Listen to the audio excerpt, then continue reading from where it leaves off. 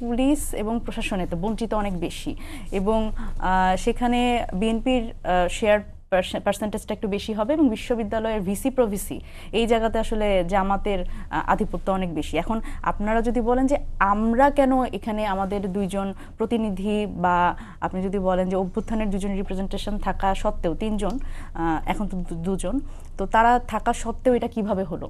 দেখেন, আমাদের তো আসলে এই এস্টাবলিশমেন্টটা নাই, বা আমাদের নিজেদের তো আসলে ওখানে কোনো এমন মানুষ নাই। ওখানে আসলে সচিবালয় বলেন, পুলিশ বলেন, সব জায়গাতে তো আসলে এটি 2 বা 3 ভাগে বিভক্ত, জামাত, বিএনপি এবং আওয়ামী লীগ। নিউট্রাল নেই কেউ?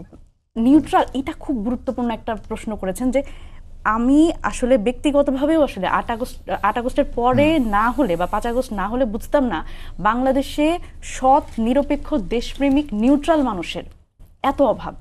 মানে প্রত্যেকেই কোনো না কোনো গণ্ডির মধ্যে নিজেদের জড়িয়ে ফেলেছে, এবং মানে খুব গুরুত্বপূর্ণভাবে আমি খেয়াল করেছি যে এই যে সম্ভাব্য ক্ষমতায় আসার যে একটা বিষয়, প্রথমে আমরা দেখলাম 5 আগস্টের পর থেকে বিএনপির একেবারে ক্ষমতায় চলে আসার এক ধরনের যে কথাবার্তা, এবং মানসিকভাবে তারা যে ক্ষমতায় চলে এসছে, এই কথাগুলো যখন আর কি বিভিন্ন জায়গায় কথাবার্তা, এবং আমি যদি বলি যে সরকারি প্রতিষ্ঠানগুলো আপনি দেখবেন 5 আগস্টের পরে আপনি দেখবেন যে জাতীয়তাবাদী ফোরামের ব্যানার লেগে গেছিল। সুতরাং, এবং বঙ্গবন্ধু পরিষদের জায়গায় আমরা শুধু দেখেছি যে জিয়া পরিষদটা আসতে।